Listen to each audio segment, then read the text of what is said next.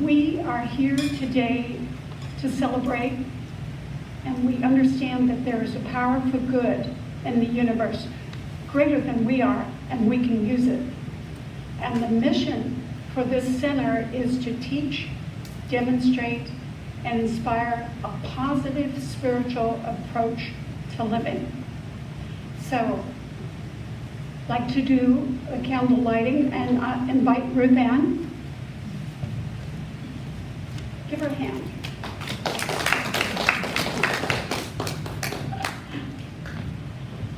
So, we light these flames of faith as a simple way to remind ourselves of the divinity and of the underlying spiritual unity of all people everywhere. So the first candle is we light a candle for the Tao, which honors the path of harmony and equilibrium.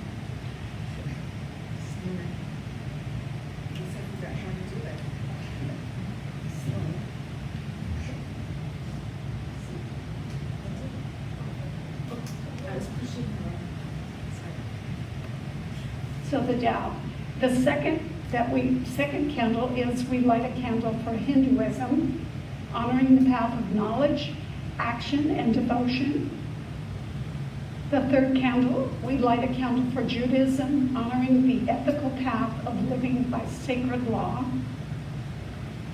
The fourth candle, we light for all forms of Buddhism, honoring the path of compassion. The fifth, we light the candle for all forms of Christianity, honoring the path of love. And lastly, the sixth candle, we light the candle for all forms of Islam, honoring the path of recognizing Allah as the great creator and sustainer of life. And finally, I invite you to join me now as we take a moment to recognize the inner light that is always shining within us as we honor all forms of new thought. The metaphysical path of wholeness, oneness, and mental healing through the practice of universal spiritual principles. Thank you. So if this is your first time, we welcome you today, and we have sign-up guest book out there. If you'd like to get our weekly, just leave your email address and join us for fellowship afterwards. And today I'm going to do a short workshop, so join us for the workshop too on mental healing. We're going to be doing a treatment for perfect health. So you'll also find a prayer request. If you want a prayer for yourself, or you have someone in your family or friend you want a prayer for, please fill out the form, and several of us will be praying for that individual. And we have a powerful team of ministers and practitioners. If we have see today, we have a show of hands. Okay. We're powerful. We're here. So, and you can speak to one of us afterwards as well, or make an appointment. We'll call you on the phone and do a treatment. And we have some other announcements. Masks are still very welcome. We're not shaking hands yet because of COVID. We didn't do, so we can acknowledge each other without the hug. I know we miss the hug, but we want everyone to feel comfortable. And just remember, the parking lot gets locked. If you decide to go out to lunch with someone and come back, it may be locked, so take your car with you. And announcements. First, I'd like to thank Pat for the beautiful flower arrangement. And Amandra is left, but I wanted to thank her for doing the meditation. And we have Nikki doing the, where's Nikki? Nikki, where did Nikki go? Refreshments. So, and Martha for greeting. Thank you, Martha. And And we're still missing Larry. We're having, today, people are a little slow. That's good. Sleep in. So, as far as announcements, I have a couple. I'd like you to start bringing in your used books. If you have used metaphysical books, or for some reason you got 2 copies of the same one because you couldn't find your original, so you bought another copy, and now you found your original, bring it in. We're going to sell at the bookstore, and Jan has been so sweet to go ahead and I'll set up a separate table. We'll be selling used metaphysical books, and they'll have like a little sticker that gives the pricing. So you'll know which ones are new and which ones are used. Also, I brought in a sign-up sheet on the table that, well, 2 sign-up sheets. One, if you want a name tag, a permanent name tag, just indicate your interest. And then I'll know how many, because I'll go out and get some quotes. I want to know how many people would like a permanent name tag. This has a magnet on the back. I'm also got a sign-up sheet out there. Reverend Kate and I are looking into teaching some additional classes, but we would like to know if you're interested. If you're interested, would it be after Sunday service, or we have, both of us are available Thursday evenings, so 5:30, 6:30, just sign up if you're interested. Thanks. And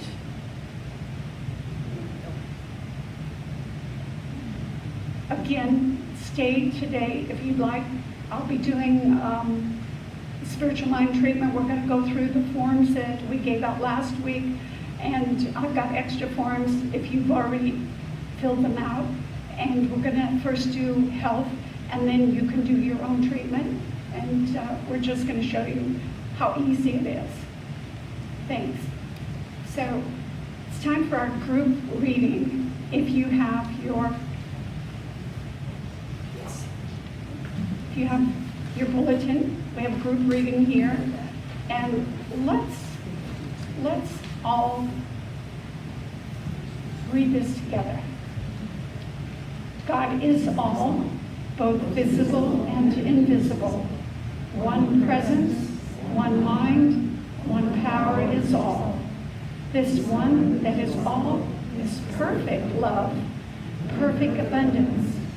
I am an individualized expression of God. I am ever one with this perfect life, perfect love, and perfect abundance. So I'd like to have everybody stand. We have a group song. Tim's going to lead us in.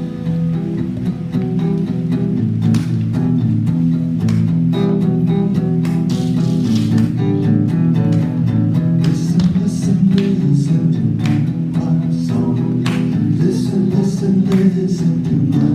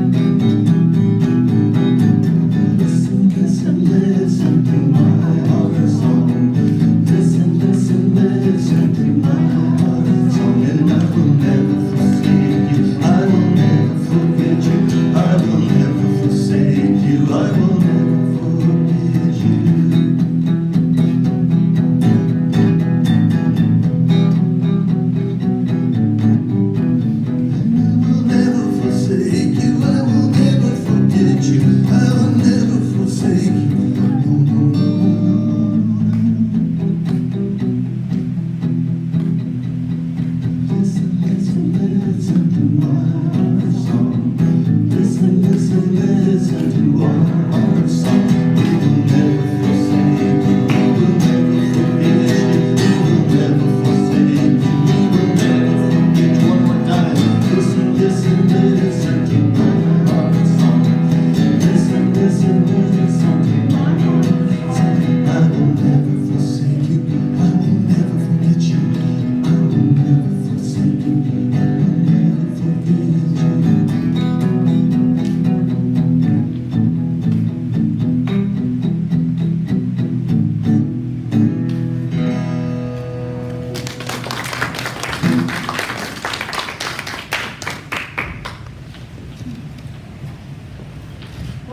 do a reading, but do we have a volunteer who would like to come up and do a reading? Volunteer? Volunteer? Okay, come on in.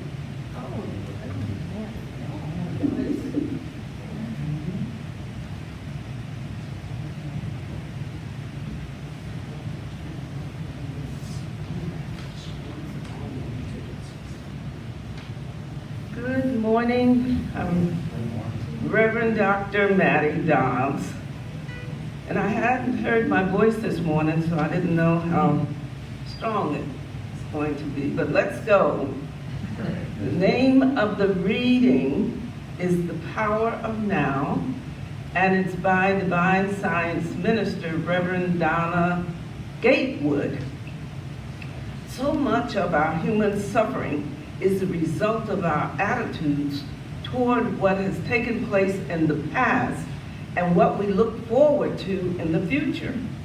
We are consumed with sorrow and regret about the mistakes and missed opportunities of the past, and we fret over what the future holds for us individually and the world as a whole. What a waste of energy and time it is to dwell on the past and what is yet to come. Everything that is happening in your household, in your community, in the world, in the universe, and in the cosmos is happening right now, this very moment. The heart of every individual on this plane is beating together in this single instant. Everything happens right now in this moment. Happenings don't occur in future moments or in the past. They occur only in the present. Your life is this way. Although you plan on a future and entertain memories of the past, you are only alive in this moment. And what you do in and with this moment determines what life is to you. In God, there is no anticipation of the future, and there is no memory of the past. The fullness of God is in us, with us, around us, and active in the cosmos right now. Each new moment is a new beginning and an opportunity for new growth and limitless possibilities. Think on this affirmation. Today, I live in the present moment, aware of its potential for my growth. Thank you.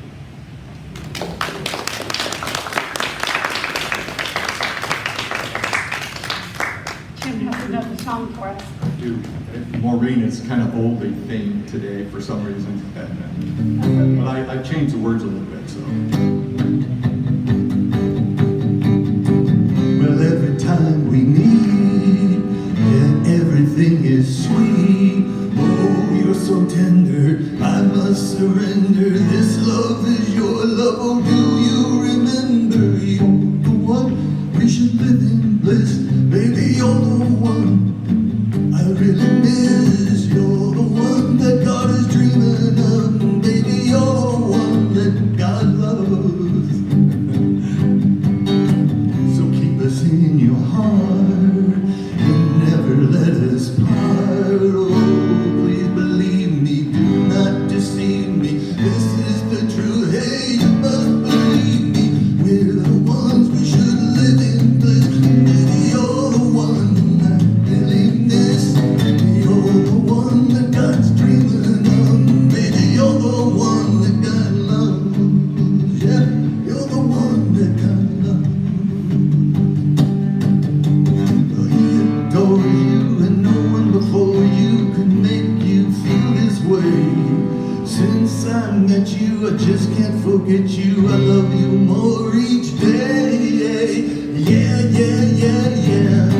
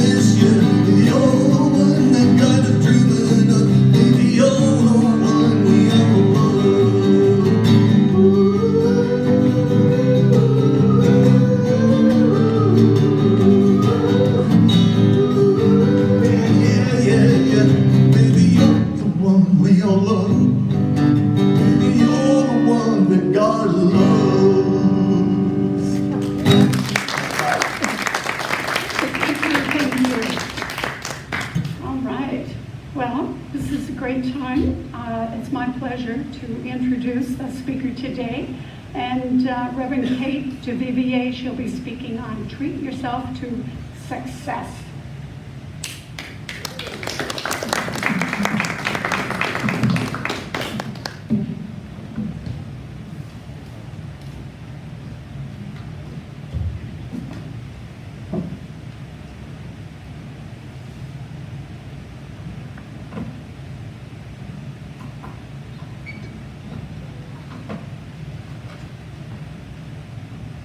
Did I turn? Oh, I'm on. Oh, good. First thing is get your microphone on, get your talk out, turn off your cell phone, and here we go. So, as I was coming here, things were happening. I got a call. Please stop and get some more coffee cups. When I got here, things were happening. And so I would like you right now to know that this is a very successful experience for everyone sitting here today. And I'd also like you to bring into your hearts our very wonderful volunteers who have almost perfect attendance, Nikki and Norm and Larry and Elaine, who had volunteered and didn't show up today. So let's just create a mental equivalent of perfect good for those 4 people who we cherish so much, that are always a part of the center, whether they're here or not. So here at the center, when we say there's a power for good that is greater than we are and we can use it, we're really serious. And a lot of what we do is simply trying to learn better and better how to use this power for good, because we know, we understand that as we bring more good into expression in our own lives, we're also at the same time bringing more good into expression in the world. So we have been talking about treat yourself to love, treat yourself to life. Treat yourself to success is a little different, right? So the way that I look at it is success is kind of that point, that edge where the inner meets the outer. It's that contact point sometimes, you know, of where what we're doing internally begins to actually show up in our lives. So I really wanted to start, as I was thinking about success, I wanted to start with just a little story about my own experience. So this is back in 2004, almost 20 years ago. I had the great opportunity to go to Niger, Africa, and serve on a Rotary trip that was doing polio vaccination. And you know, recently there's been an outbreak of polio in New York, so I think maybe that brought it into my mind. But I was part of a team that was eradicating polio in Africa through a vaccination, and we would go, think of from door to door. Only it wasn't door to door, it was from village to village. And so we would go out at noon every day when it was really hot. So Niger is in the equator. So even though it was late November, where we were was right on the edge of the Sahara Desert. So even in late November, it was still 105 degrees every day. And we'd go out in our little team, the Rotarians from the United States, a few of us, and then also local Rotary volunteers. And then we would also have some health workers that were with us to kind of supervise that we were, you know, doing the right thing. We didn't just go out and do whatever we wanted. But so we had a team, and I think to a certain degree having us Americans there was just to make it more fun for all of the local volunteers who were doing it over and over again until it was finally successful. So it was a great experience. I got to see hippos floating in the river. I got to see all kinds of things and meet interesting people. But I learned something when I was out doing the vaccination. So we were walking in these villages where the homes were basically, to me, coming from here, they looked like great big baskets turned upside down, actually. It's incredible that they could even make them, just from grasses and reeds that were growing nearby. But to me, they just kind of look similar. But what I noticed as we were going through a lot of different villages was that it was obvious that even though to my eyes it looked like the situations were very similar from village to village, the type of land, the climate, what they were doing, there was a huge difference in how well the people were doing. One group of children in one village would be very thin, with actually almost no clothing. And then right in the next village, the people would be obviously prospering. The children would be healthy and look well fed. People in the second village had planted vines and fruits around their homes, and they had built shade structures and built elevated benches where they could rest away from the hot ground to enjoy whatever breeze there was. Those people were very friendly to us, and they were very generous to us. They would offer us food and offer us fresh goat's milk to drink. And maybe because I was such an outsider, you know, it's not like when I look around my own neighborhood, but maybe because I was such an outsider, it was so obvious how some people were able to be successful in the same situation that other people did not seem to be experiencing that success. So why? What made them successful? You know, I wondered, obviously I could say, well, they, you know, were planting vines and doing things to make themselves successful. But somehow it all begins with a decision that those families made. So here in the United States, we could ask ourselves the same sort of question. Why is it that one little girl who grew up in a housing project was able to become a Supreme Court justice, while so many children who grow up in housing projects struggle to succeed?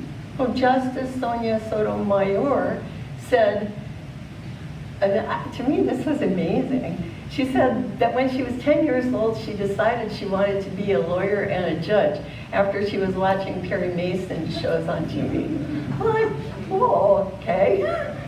But she made a decision. Something sparked that in her. And she made a decision. And then her life followed this amazingly successful course. And we all admire people like Justice Sotomayor or like Oprah Winfrey, people who have very modest backgrounds and yet they rise so high. We admire them. But then at the same time, they seem so successful. They seem like special people, extra talented people that I can look at them and I can admire them, but it can be a little hard to actually relate to them, you know. So in his book, the book that we're talking about today, Treat Yourself to Life, Raymond Charles Barker, he told the story of an ordinary woman named Esther. And Esther worked as a government clerk at an army base. And she felt very bored and dissatisfied with her life. So when she was on a trip to New York, she made an appointment to see Reverend Dr. Barker.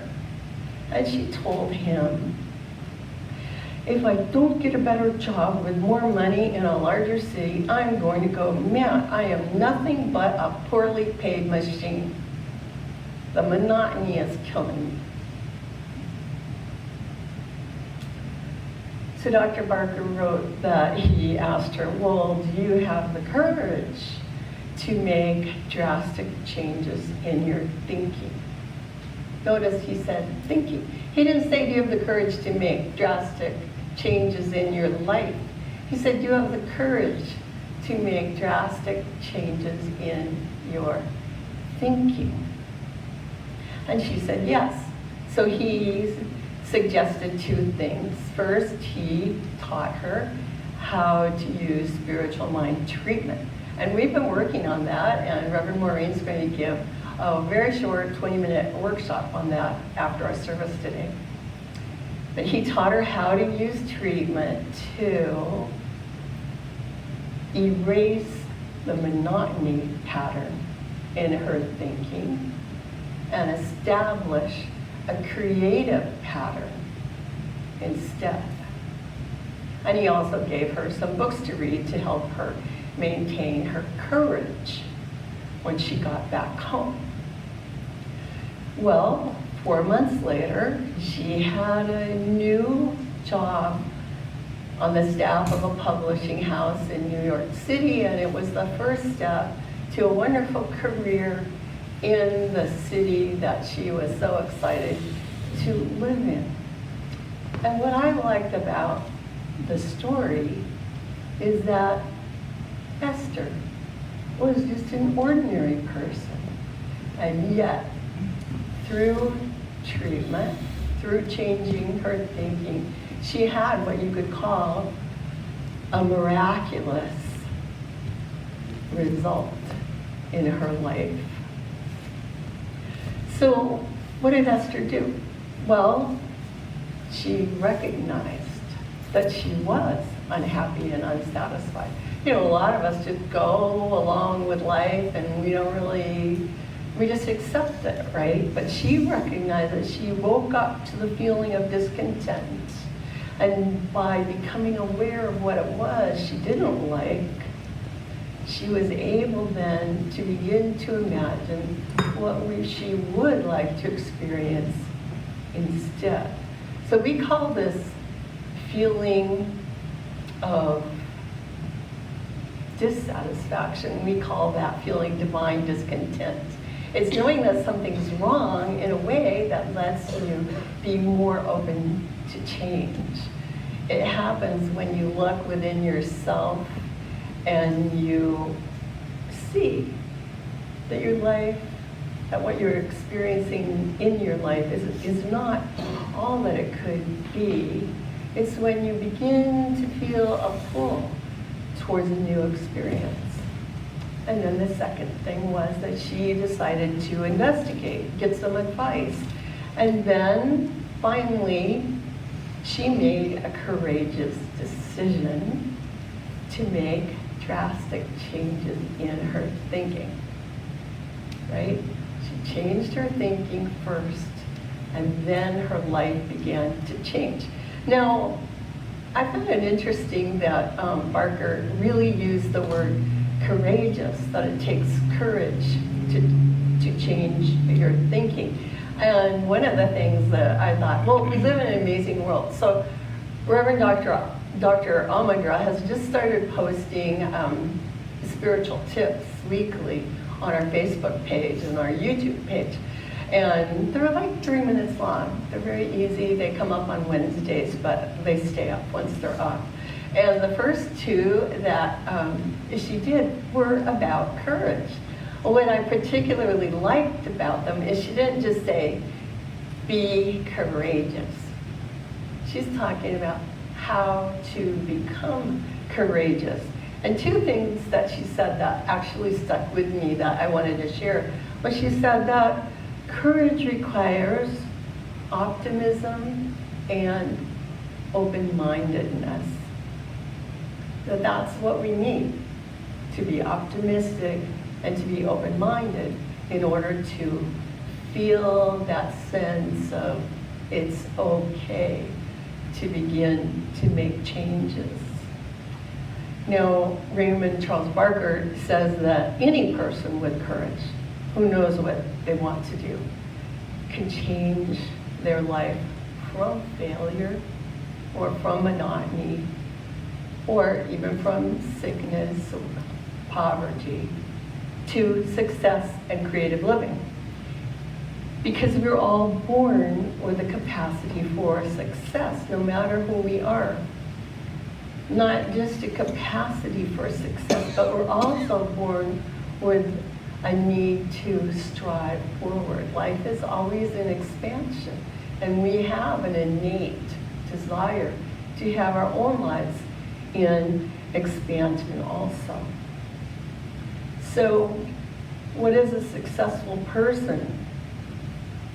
Barker says it's a person who becomes aware of themselves as a creative person, a person who can live without too much emotional stress at whatever it is they're engaged in, work or activity or being a household or whatever they are, their career, whatever they're engaged in, participating today. If you can do it with a feeling of satisfaction, creativity, and not a feeling of frustration and stress, then isn't that success? Because success is not actually defined by money or by how brilliant you are or even by how much recognition you get or whether you achieve the great heights of being a Supreme Court justice. You know, you can be living in a village and have your children healthy, and that too is success. The successful person is okay. They know they are okay, and they feel a sense of peace within themselves while they're engaging with life in a creative way. You know, at that edge where our inner meets our outer. When we feel good about it, that engagement is okay, that is success. So if someone is not a success, does that mean they're a failure? So what's a failure?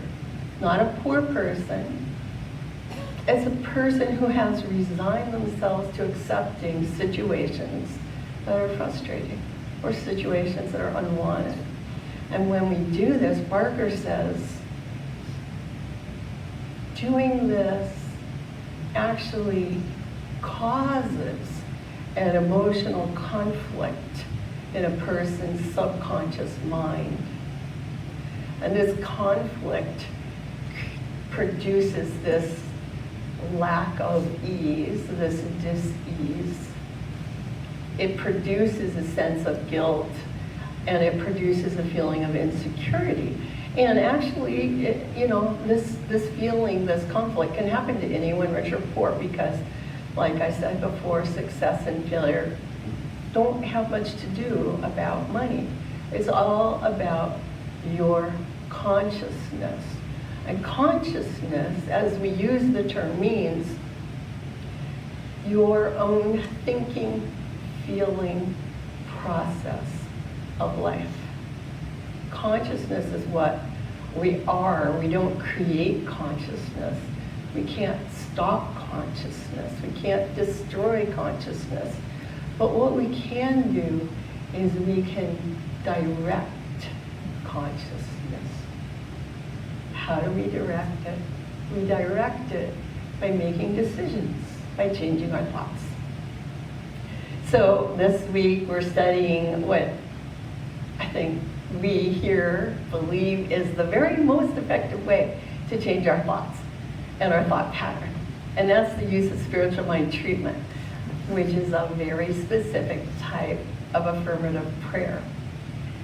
Now, I know that spiritual mind treatment is not the only way that we can change our thoughts. You can talk to a friend, you can go to a psychologist, you can join a self-help group, you can read books, practice meditation, use affirmations, or go for a walk on the beach. These are all good ways to gradually begin to change your thinking and get a new perspective on life and your real place in it. And we should all be optimistic, we should all be open-minded, and we should all have the courage to try some of these helpful practices.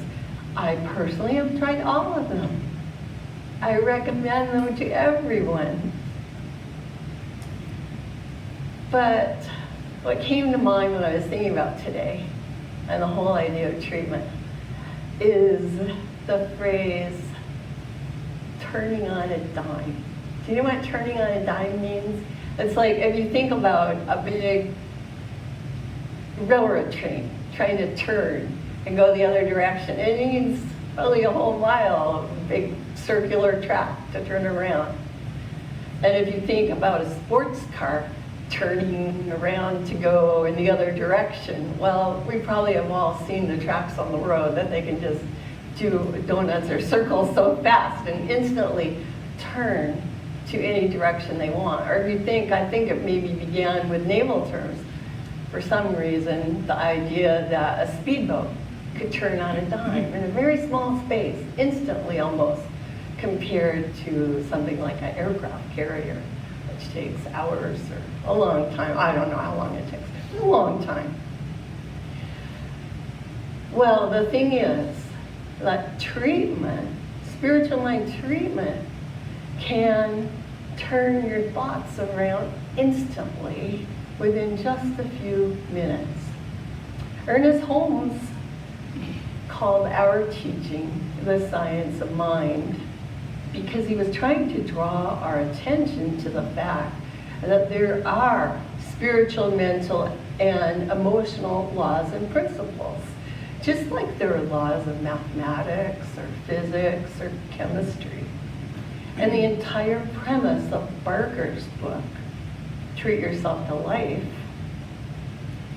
is also that treatment is a scientific approach, a technique that can be taught and learned.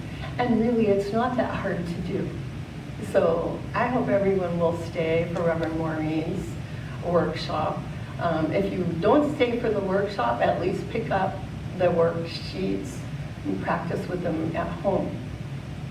And the fact is, even if you already know how to do a treatment or you've done them before, think of it as a dancer learning new steps. You might learn something new. I know last week I learned something new just because people were sharing their own experiences about how they had been using treatment. So here's the whole key to everything that we teach, and that is, this is the basic fact. Every single person here, every single person has a right to be successful, happy, healthy, creative, just as much right as the next person. I'd like to just read a short passage from the book by Barker, because he, you know, I like to say everything in a nice way, but he says it in a little bit more challenging way, and maybe it's good to hear his words. He says, the failure person uses the same amount of energy as does the success person. When you're completely bored, you're still using energy at a tremendous rate. It takes energy to be bored. It takes energy to be unhappy. Gloom, depression, and fear are enormous energy users. They are directions of the stream of life into negative patterns.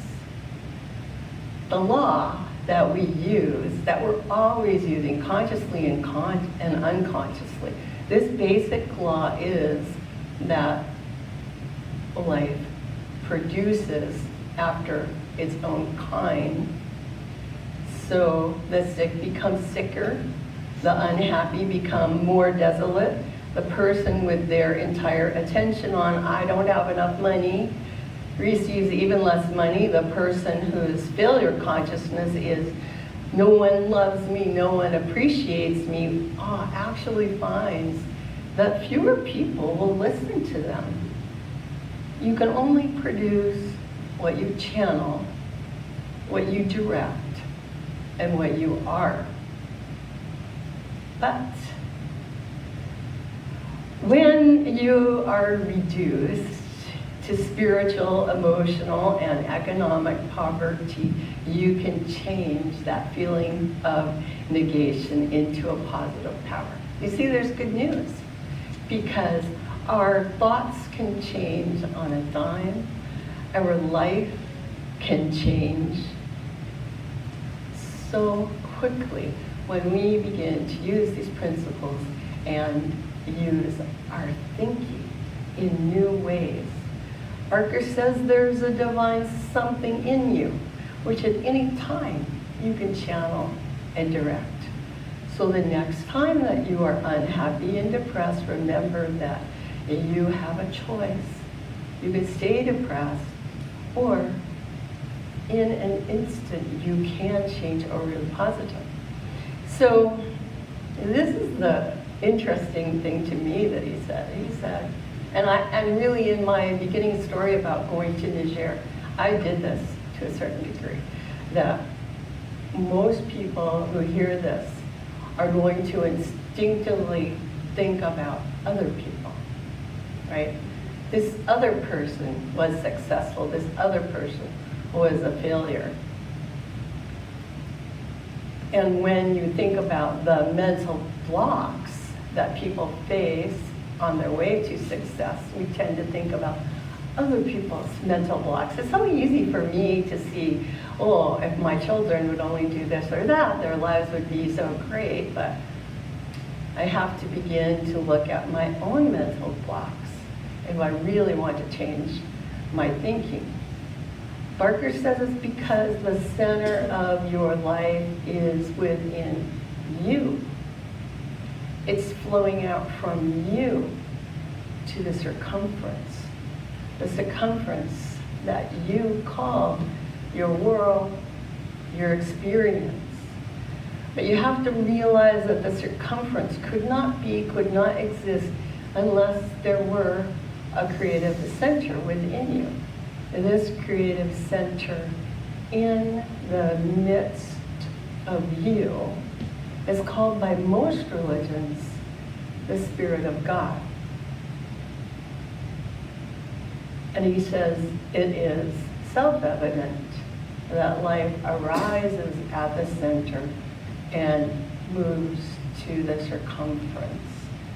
He says it is self-evident that in the world of which you are the center, and here we are, each one of us is sitting in a slightly different place in the same room. Each one of us is experiencing themselves as the center of a ever so slightly different room, actually.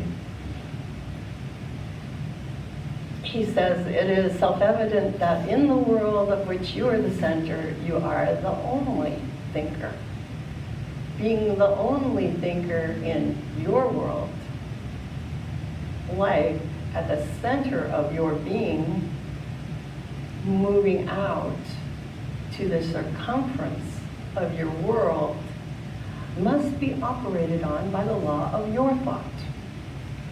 So, you should assume the attitude of success, the mood of success, and having done so, accept it as true and let it happen.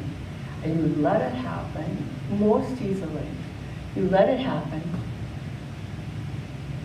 at the turn of a dime by giving yourself a treatment. Then after you give yourself a treatment, you release that thought. You turn it over to spirit. You turn it over to principle, to the law of mind. So everything begins to unfold once we change our thinking. So today I'm just going to invite every person here to maybe think of some instance where you're feeling a little bit of that divine discontent. Something that maybe you would like to see in your life, something that's a little frustrating you'd like to change. Now, if you were here for the meditation, Reverend Almondra talked about mental equivalence. So create a mental equivalent just quickly in your mind. What would you like to see instead? Would it be better health? Would it be a better relationship? Just for one moment, bring that into your mind. So I'll just be quiet.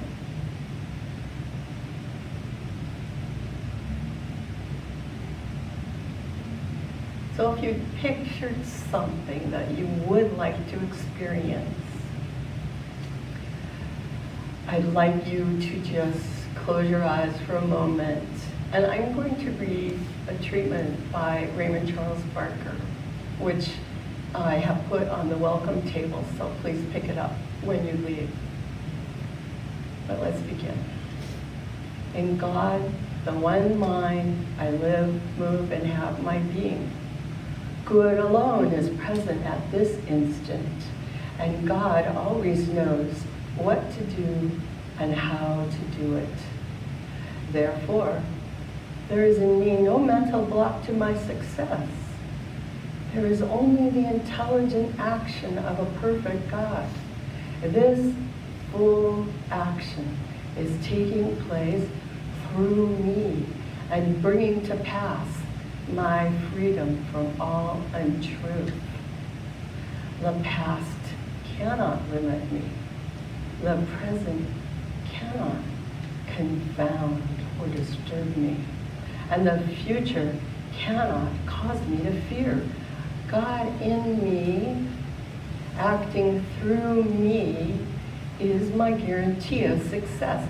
I move forward into my expanded good, divinely directed to successful accomplishment. I rejoice in success, for I am success, and so it is. Yes, thank you.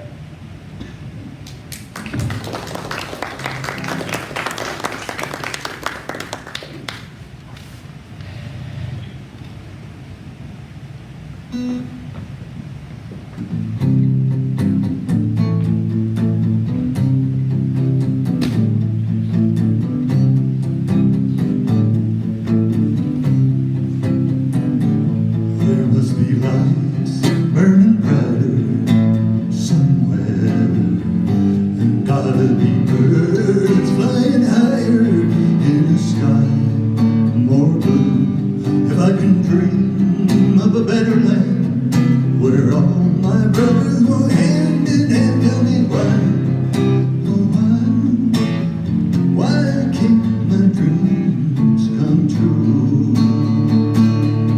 Tell me why. There must be peace and understanding sometime.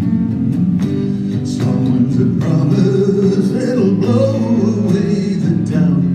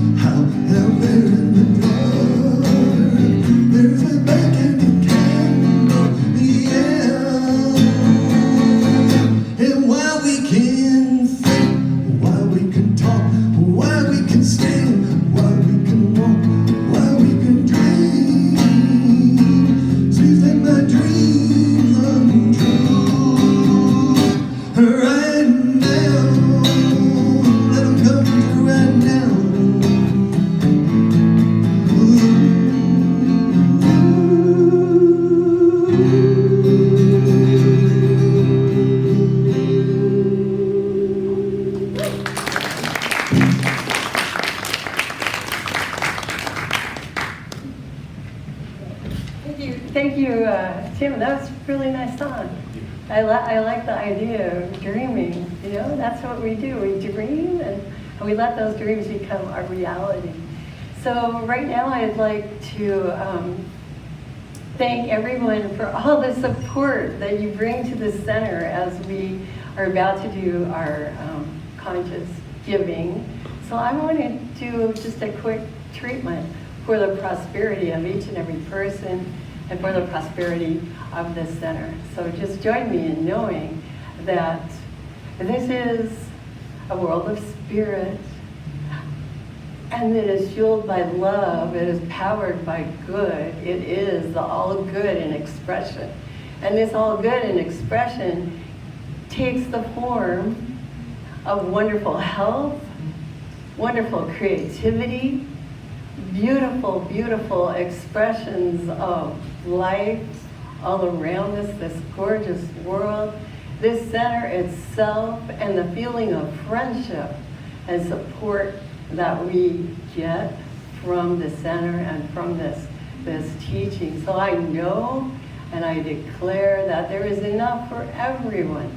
There's enough good for everyone in that as we share our good with each other and with this center, life operates as always like a mirror, bringing more and more good into our lives as the world itself shares with us. So I see the bounty and the abundance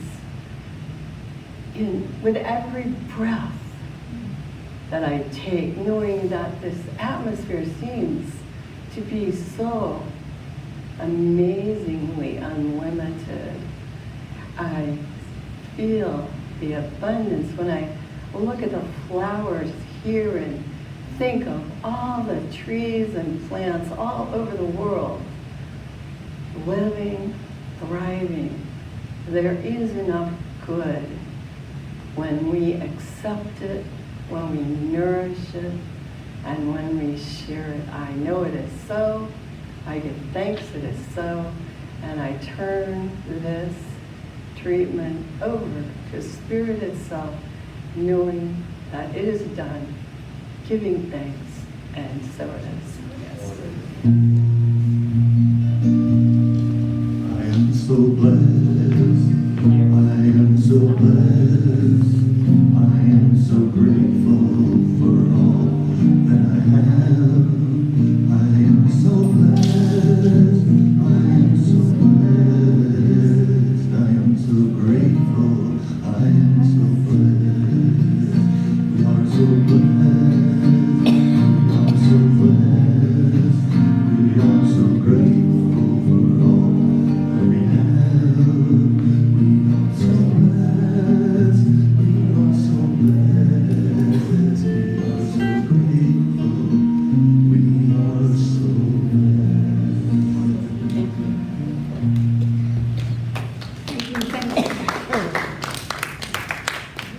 I was looking for the words of our last song, but I'm going to do a closing treatment, then we're going to have our group song. So join me in consciousness again and just take a deep breath and relax and just be in the now, this moment, right here, right now. We know there is one power and one presence. It's in us, around us, and through us. And the I of whom I speak is you. When I say I am one with it, I use this power, the power of creativity. And I am one with this unlimited joy, unlimited success. I am success. So I turn immediately. I can turn on a dime. I turn away from boredom. I turn away from fear. I turn away from less than perfect. I turn away from anything less than success, because that's not the truth of who I am. I am successful. I am joyful. I am filled with the spirit of creativity, and I am worthy. So I say yes. Yes to success.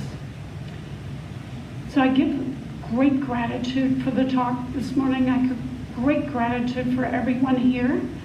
I release this word into the mind, knowing it is acted upon as spoken. I know it is so, and together we say, and so it is. Open your heart, let your love go free, out over the ocean, right across the sea.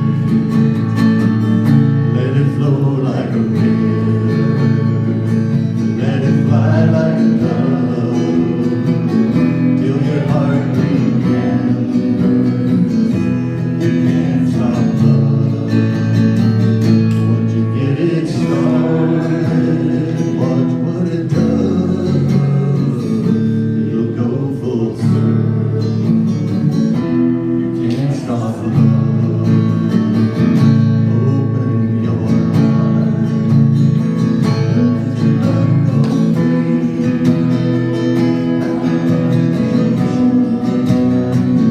Right across the sea, let it flow like a river, let it fly like a dove, till your heart remembers you can't stop love. Once you get it started, watch what it does. It'll go full circle. You can't stop love.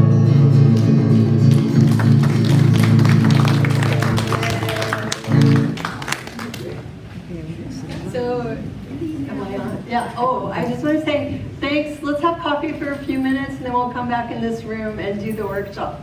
So, thank you everyone.